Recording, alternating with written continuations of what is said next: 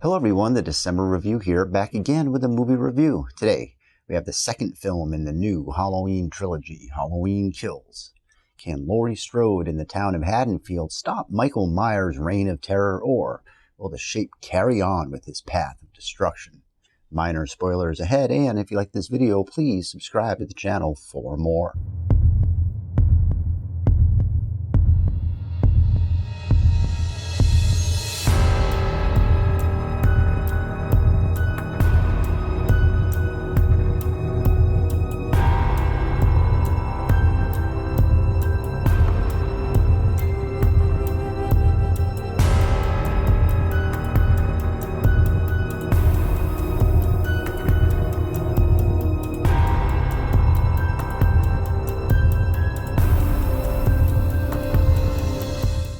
Before we go ahead, let's take a step back to see how we got here.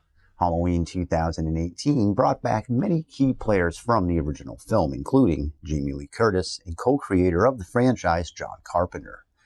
Deciding to pick up from the events of the first film, the 2018 movie replaced Halloween 2. Well, the first Halloween 2, not counting Rob Zombie's Halloween 2. And Halloween Kills is technically Halloween 2 again, but really it's Halloween 3 if you go by the new timeline, which means Halloween Kills replaces the first Halloween 3. At any rate, 2018 scared up some major success at the box office with a total global haul of $255 million, making it the highest grossing film in the series, which is no small feat considering it was the 11th film in the franchise. Armed with 3 generations of Strodes and the maestro back behind the piano, Halloween 2018 was an enjoyable film that did a whole lot of things great and a few things not so much. But its end goal was accomplished. It brought Halloween and Michael Myers back to the top of the slasher mountain. Now, depending on what you want out of your Halloween films, Kills will either be a fantastic slash fest filled with Myers carnage at every turn, or it will be a bit of an edited mess of a film plagued by overdramatic dialogue and line delivery. The movie opens up exactly where the last one ended. It then proceeds to jump back in time to 1978 to show us how the events from the original film ended in regards to this new timeline. We then get our opening credits, and then we shift back to 2018 again. This is all within the first 15 minutes of the film, and it showcases everything we should expect from here on out. So of course, Michael escapes from the fiery escape-proof basement of Laurie Strode's home while she is taken to Haddonfield Memorial Hospital. But once word starts to get out that Myers is back and is still on the loose, the town begins to stage an uprising to find and destroy him for good. Halloween Kills brings back a lot of familiar characters from the original film. Tommy Doyle is here, but this time played by Anthony Michael Hall. Kyle Richards steps back in as Lindsay Wallace. Nancy Stevens is back as Marion Chambers. Charles Cyphers returns as the legendary Sheriff Brackett. And Robert Longstreet portrays Lonnie. And Dr. Loomis returns, this time played by Tom Jones Jr. in a rather intense 1978 flashback sequence. We follow along as Michael takes out anyone who gets near him, and Tommy and his crew search high and low for the masked madman. Much like her role in the original Halloween 2, Laurie Strode is relegated to hospital status, as she spends the entire film at Haddonfield Memorial with her daughter Karen. There's a whole lot to like in Halloween Kills. First off, the score here is excellent. John Carpenter did amazing work for the previous entry, and this time he digs way back to recapture some of the true magic of the original music. Every familiar refrain from Part 1 gets some airtime here, and it's been sorely missed, key ingredient for the series ever since the first one. I had chills a few times, especially early on, with a few of the music cues. Michael Simmons does some great work as director of photography.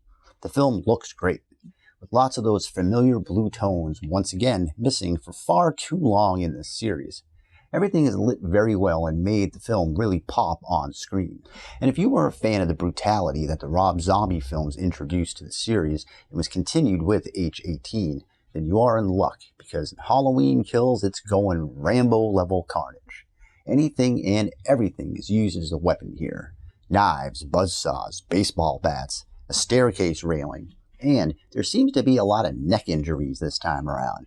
If you live in Haddonfield, I would definitely look into some heavy-duty neck armor. maybe a steel scarf, or just some full-body medieval plate. James Jude Courtney is back as Michael Myers, and this is some of the best shape work to date in the franchise. Helping things along is the mask itself. While I understood the weathered look of the H-18 mask within that film's context, I didn't think the mask was particularly scary. This time around, the melted framework really helped to even out the bottom half, and it looked more in line with the original concept.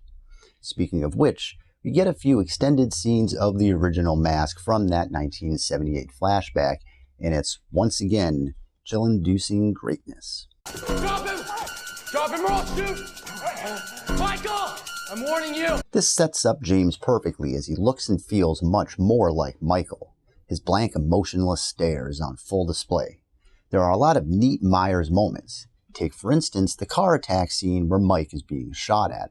As the driver's side window shatters, we get a quick moment as the shape looks up through the window. He even goes into full berserk mode a few times, inching closer to kung fu craziness. He also continues with his patented head tilts. And Mike is not messing around here. There is one prolonged kill scene involving a couple, what seems to be an endless knife block that is surprisingly quite disturbing. For my money, this is one of the best Michael Myers depictions we have had in the series. It's truly exceptional work. Not to be lost in between all of the destruction is the implied restraint Michael does show at times. There's a big scene involving a certain home whose inhabitants were technically spared by Michael. He didn't want anything to do with them until they found him. And all of these points are great and really show the detailed planning that went into the look of the film. Unfortunately, the script didn't hold up its side of the bargain. Anyone longing for the days of the more subtle nature of the series, you will need to keep waiting, as the word subtle doesn't seem to exist in this universe.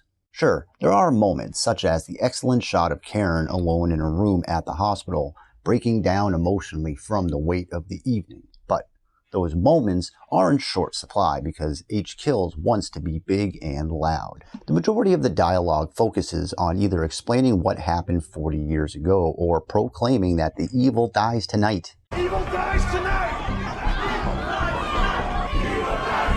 The film spends a lot of time telling us how Michael has affected each and every one of the multiple characters on screen.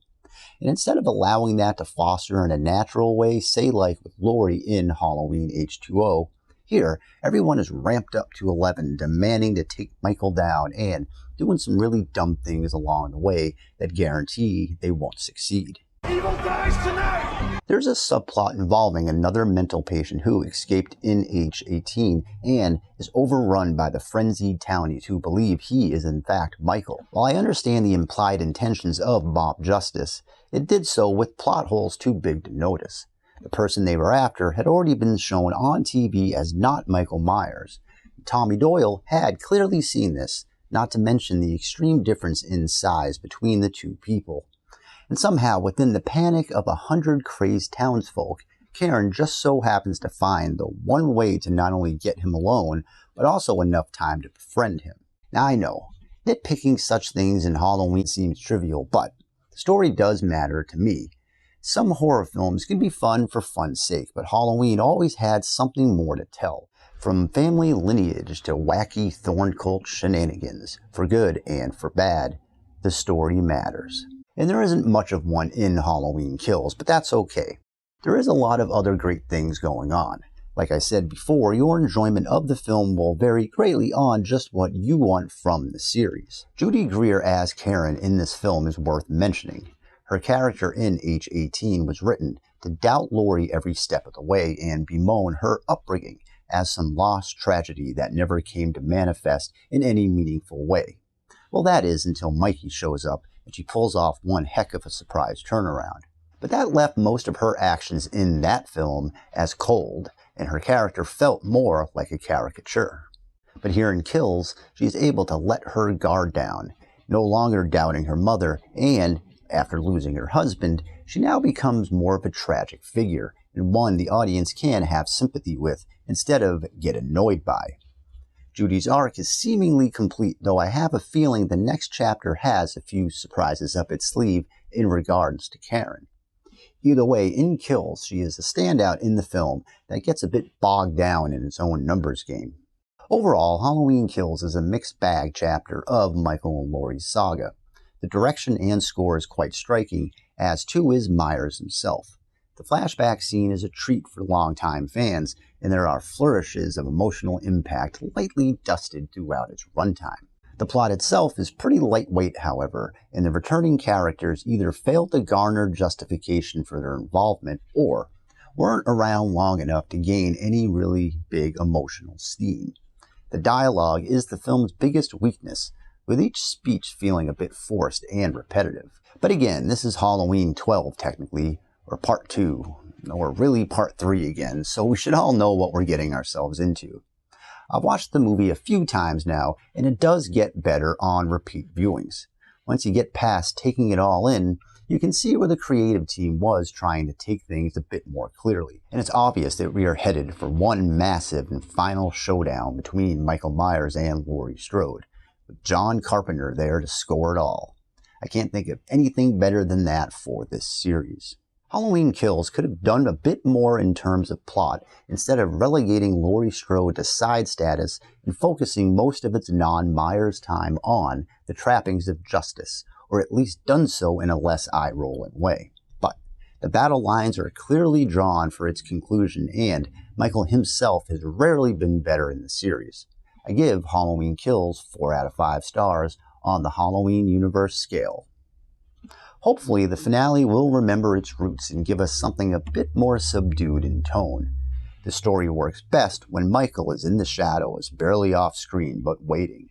I think that approach would be a fitting way to put a bow on things. I also think, in this day and age, maybe such subtlety is a thing of the past, a relic of years gone by, of 1978, that can't be recaptured again. Or maybe it just needs the right film to come along to do it correctly. Either way, Halloween Ends will be here soon enough to answer those questions. You want your mask? Come and get it! I'm coming for you, Michael. If you like this video, please subscribe to the channel for more, and let me know your thoughts on the film in the comments section below.